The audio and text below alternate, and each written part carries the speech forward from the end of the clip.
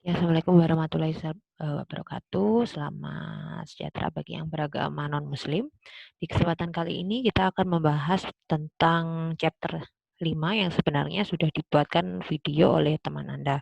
Tetapi karena ada crash dengan jadwal ada rapat ya di jurusan, maka eh, pembahasan tidak saya buat secara langsung tapi melalui sebuah video saja. Oke, kita lihat dulu apa yang akan kita bahas di pertemuan ini di chapter 5. Oke, saya harap Anda sudah bisa melihat di layar Anda terkait dengan judul dari chapter 5 ini yang dituliskan dengan nama Properties of Regular Language. Apa itu Properties of Regular Language? Apa maksud dari chapter terakhir kita ini? Jadi di chapter terakhir ini kita dulu di chapter-chapter awal sudah belajar mengenai grammar, lalu language ya. Di mana language itu gimana sih membentuk supaya menjadi regular language.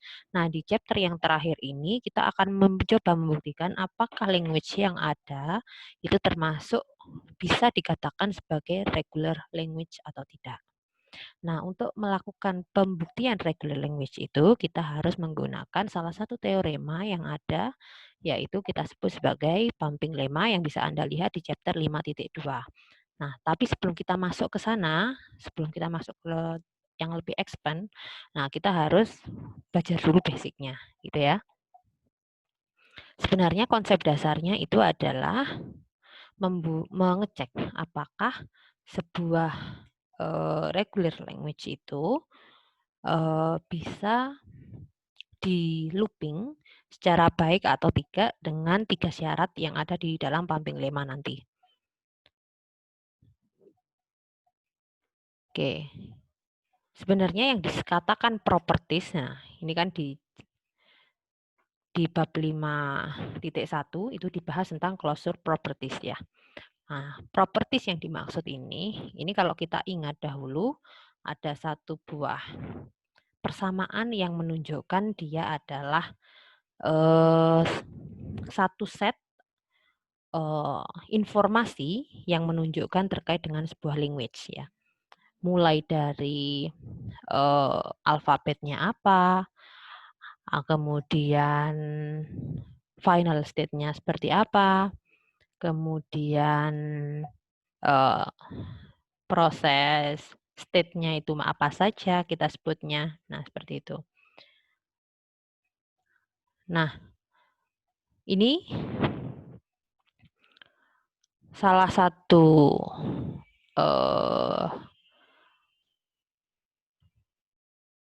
teorema yang menyatakan bahwa sebuah language itu dapat dikatakan sebagai regular language dalam bentuk DFA, ingat dalam bentuk DFA, jika ya ketika ada satu buah konstruksi DFA, misalnya ini adalah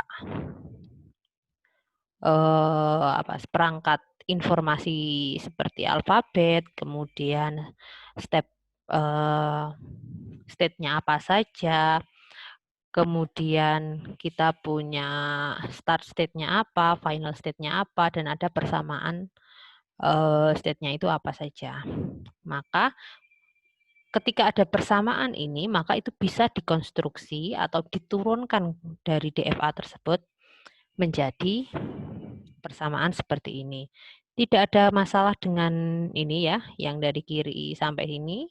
Yang jadi masalah adalah final state-nya, di mana final state itu bisa Anda turunkan, intinya seperti itu aja.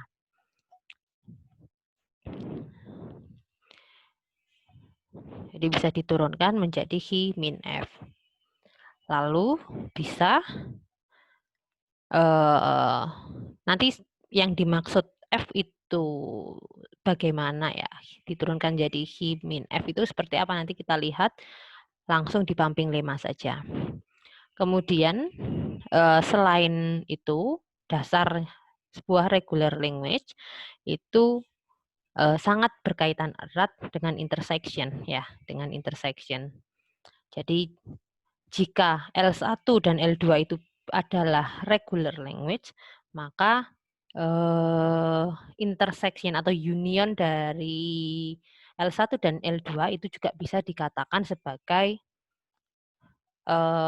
regular language juga. Jadi ketika Anda mau membuktikan sebuah regular language, tadi di konsep yang pertama harus bisa diturunkan ya. Maka untuk membreakdown, maka salah satu cara untuk membreakdown itu adalah dengan di union.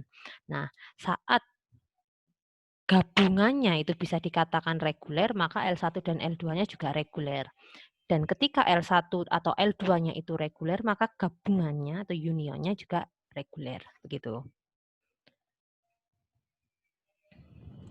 Ya, dan persamaannya seperti ini kita sebut sebagai De Morgan Law atau aturan De Morgan.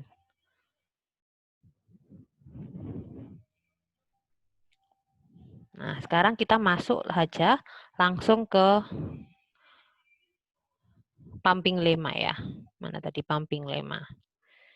Supaya langsung to the point. Nah, di teorema 5.2 ada pumping lemma. Di sini dituliskan ya, ada tiga ya kalau nggak salah, 3 atau 2 ya. Step yang harus dipenuhi di dalam pumping lemma. Tapi saya mohon izin tidak menjelaskan lewat buku ini, tapi langsung saya buat lewat slide dulu ya.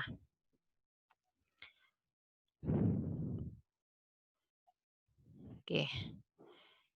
Jadi ini kita sebut pumping lemma atau logika pemompaan dalam bahasa Indonesianya, tapi saya lebih suka menyatakan dengan pumping lemma karena lebih lebih mudah untuk disebut. Jadi tidak aneh dalam bahasa Indonesia kita.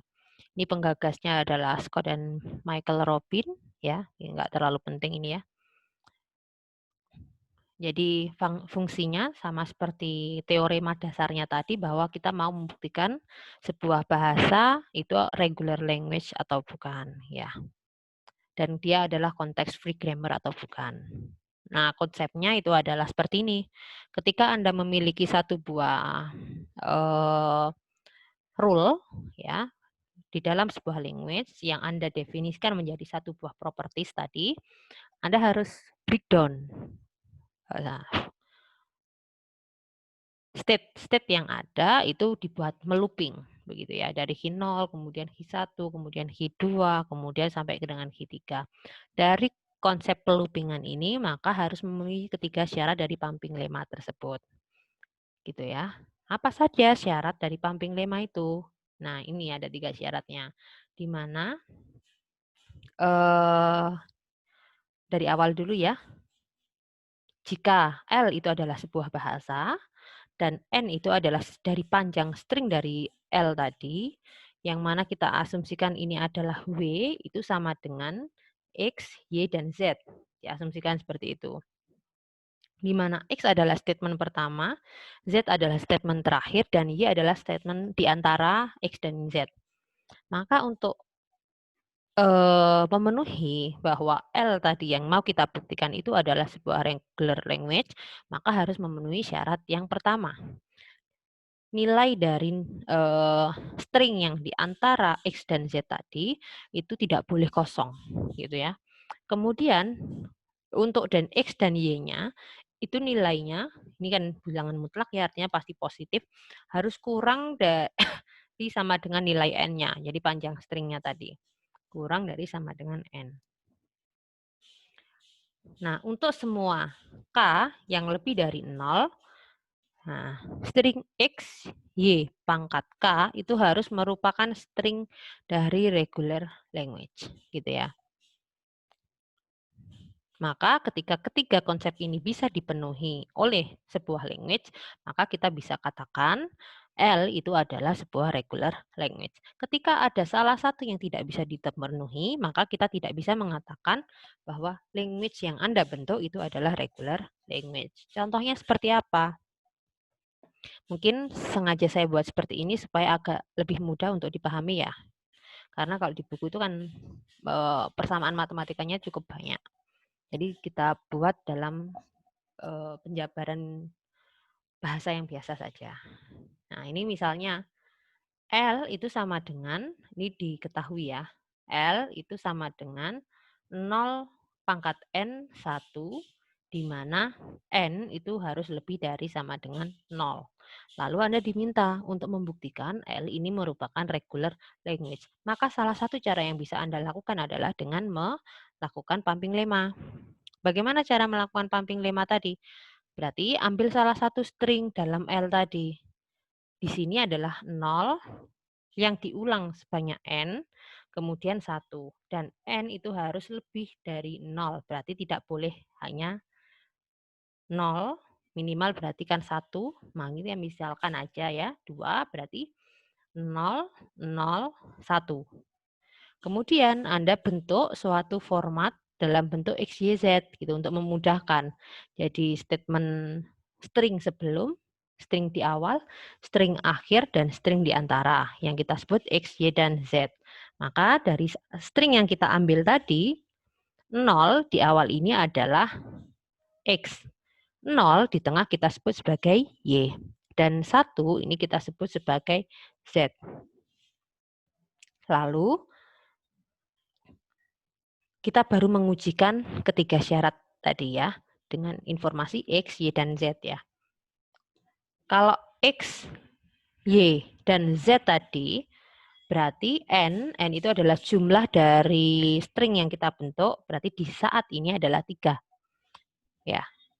Syarat yang pertama, nilai di antara tidak boleh empty.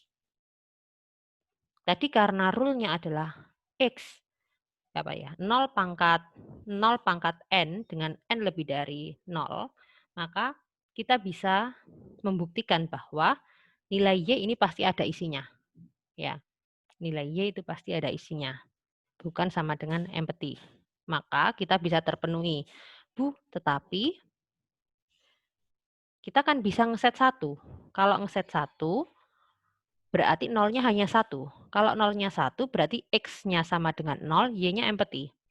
Nah, untuk mengatakan bahwa pumping lemma itu adalah bisa dikatakan sebagai dengan membuktikan bahwa sebuah language itu bisa dikatakan sebagai regular language, maka minimal ada yang terpenuhi dalam konteks ini, maka kita bisa mengatakan dia bahwa dia adalah regular language ya.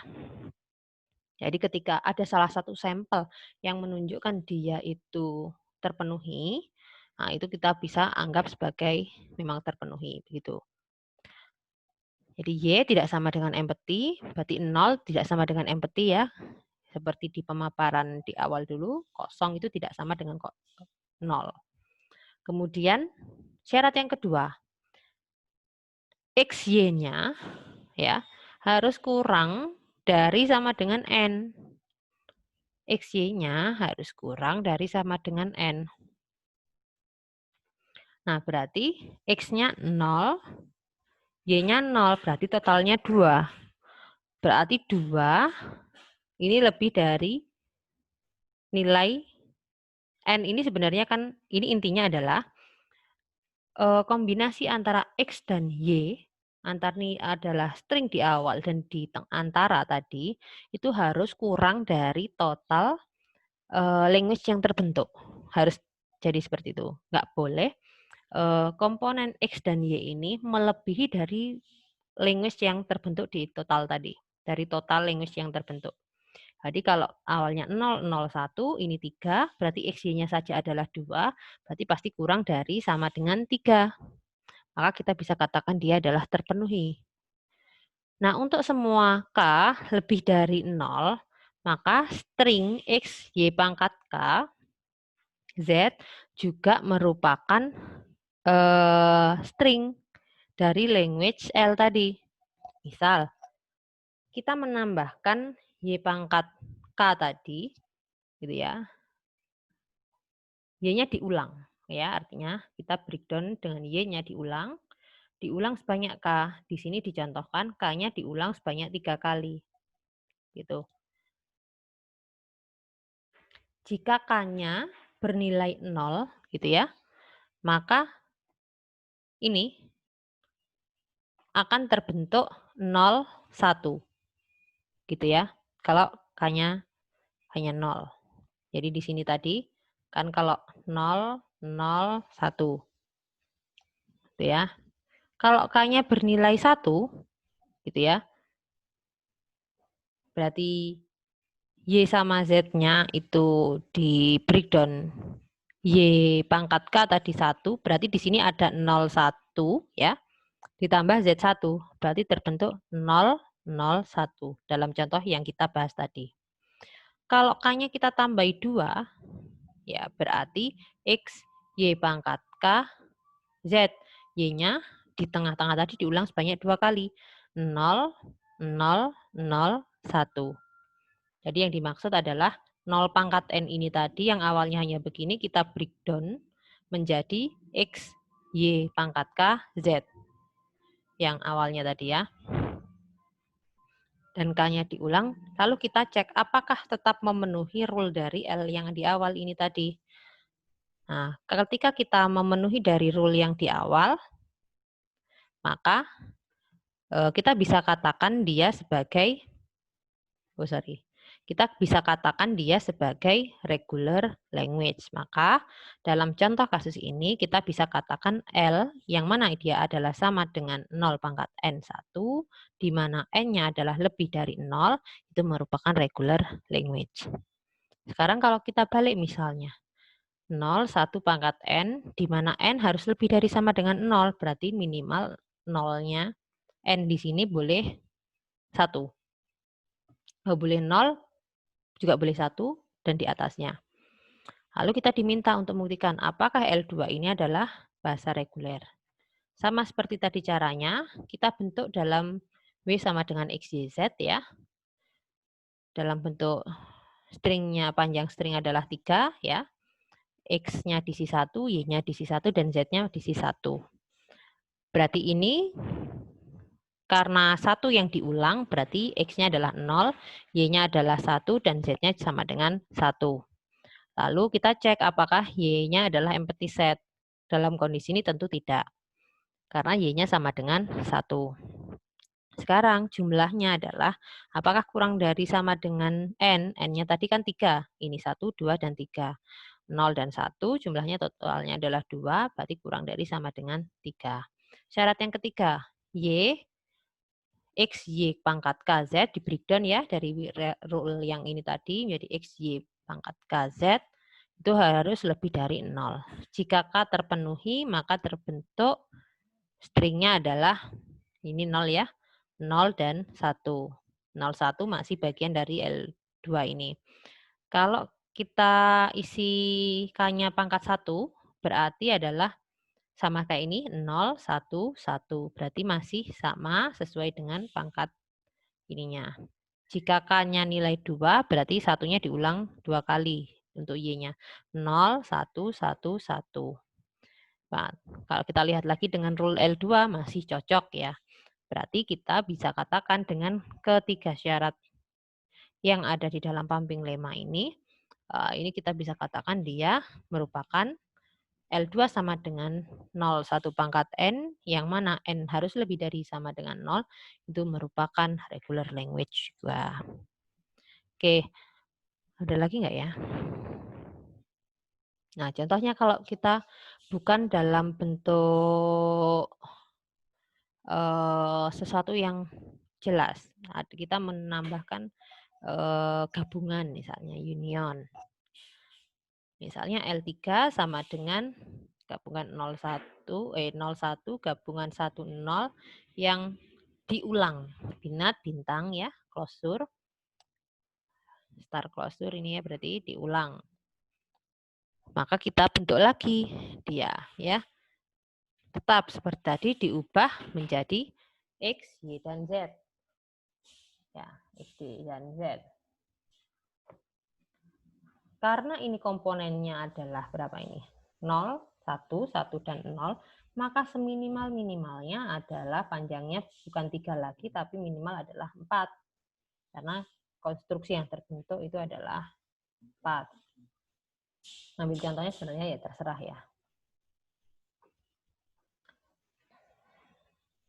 Dalam kondisi ini ya, pembagiannya tentu saja X, Y, dan Z karena dibagi menjadi 4, tentu ingat bahwa claim closure yang seperti ini itu ada epsilon ya. Maka X-nya bukan 01, melainkan adalah epsilon. Y-nya adalah 01-nya dari bagian yang depan ini. Z-nya adalah 10 ya. Jadi Y-nya adalah 01, Z-nya adalah 10. Jadi ini kalau Anda perhatikan, kalau yang model gabungan, union, intersection, atau yang lainnya, Anda harus mengkategorikan komponen ini tadi menjadi satu kelompok. Gitu. Kalau yang tadi karena bukan union, itu kita bahas dengan konsep yang terpisah ya. Jadi ini kita gabung ya, ini sebagai X, ini sebagai Y. Nah, tapi dalam konteks contoh ketiga ini kan union. Union berarti ini adalah satu kesatuan, ini satu kesatuan. Nah, maka string di awal itu adalah epsilon, kemudian yang di tengah-tengah adalah 01, dan yang Z adalah 10. Nah, kemudian kita lihat apakah Y itu adalah sama dengan empty set? Kalau dilihat tentu tidak, karena Y-nya adalah 0, 1 sesuai yang ada di sini. Kemudian ini syarat yang kedua, XY kurang dari sama dengan N. N-nya tadi stringnya adalah 4. Yang kita ambil adalah XY. Ini adalah 2 ya, berarti 0 ya, 01 kan ya, 01. Berarti 2 pasti kurang dari sama dengan 4, maka syarat kedua terpenuhi. Nah, ini kalau Anda pindah, ya, Y-nya ada, X-nya adalah 01, Z-nya adalah 10, dan epsilonnya ada di belakang, sama saja sebenarnya. Kan berarti 0110, nilai 4 itu kurang dari sama dengan 4, berarti tetap saja terpenuhi walaupun Z-nya itu X-nya Anda asumsikan epsilonnya ada di statement yang terakhir. Gitu. Kemudian syarat ketiga, kita breakdown menjadi X, Y, Z yang awalnya tadi adalah bentuk seperti ini. Maka kita pisahkan X, Y pangkat K, gitu ya. Nah, kalau kita nilaikan K-nya 0, gitu ya. K-nya sama dengan 0. Berarti yang terbentuk nanti stringnya adalah, ini kan 0. Berarti yang terbentuk adanya X dan Z-nya saja ya. X-nya tadi epsilon, Z-nya tadi 10. Berarti yang terbentuk adalah 10. Berarti kita bisa katakan, karena ini union 10, maka masih bagian dari L3. Jika K bernilai 1, maka terbentuk sama seperti ini ya. 01, 10, gitu. Maka masih bagian dari L3, 01, 10. Nah, sekarang kalau bernilai 2, gitu ya, berarti 0, 1, 1, 0. Sorry. Misalnya ini kita ulang, misalnya ya. Y-nya kita ulang 2 kali, ya. Kan Y pangkat 2. Berarti kan 0, 1, 0, 1, 1, 0 baru yang Z. Berarti 0, 1, 0, 1, 1, 0. Nah, kalau kita kembalikan ke sini, kan ini masih ada komponen 01. 01 ada lagi komponen 01. Terus 10. Berarti ini kan bisa juga dikatakan sebagai gabungan dari L3. Maka ini juga memenuhi, membentuk tetap L3, sehingga kita bisa katakan jika K bernilai 2, maka yang terbentuk string tersebut itu juga elemen dari L3. Maka dengan 3 syarat yang terpenuhi ini tadi, maka kita bisa katakan juga bahwa L3 ini juga merupakan regular language. Oke, saya pikir pembahasan saya cukup di situ, jadi poin interest dari bab 5 itu sebenarnya adalah membahas pumping lemma.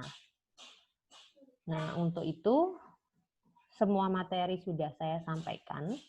Berarti di pertemuan minggu depan ya, di pertemuan minggu depan bab 1, bab 2, bab 3 dan 4 dan 5 itu semua sudah terbahas.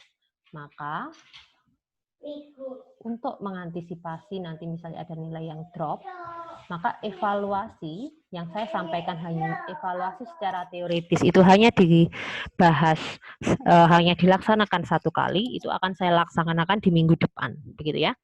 Maka nanti ketika minggu depan nilainya bagus, hasilnya bagus, maka di saat UAS Anda tidak perlu melakukan remedial.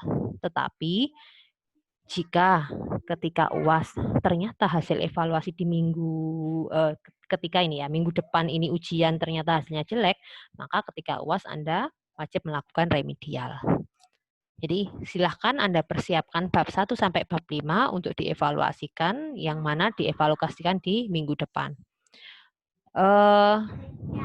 Kemungkinan evaluasinya akan sama seperti dengan kalkulus lanjut kurang lebih ya, hanya seperti itu, hanya mungkin bukan mengupload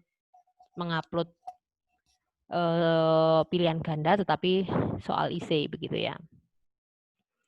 Tentunya evaluasi akan di-share pada hari H melalui Google Classroom ya.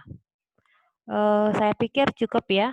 Semoga apa yang saya jelaskan ini bisa dipahami dan bermanfaat bagi Anda selanjutnya gitu.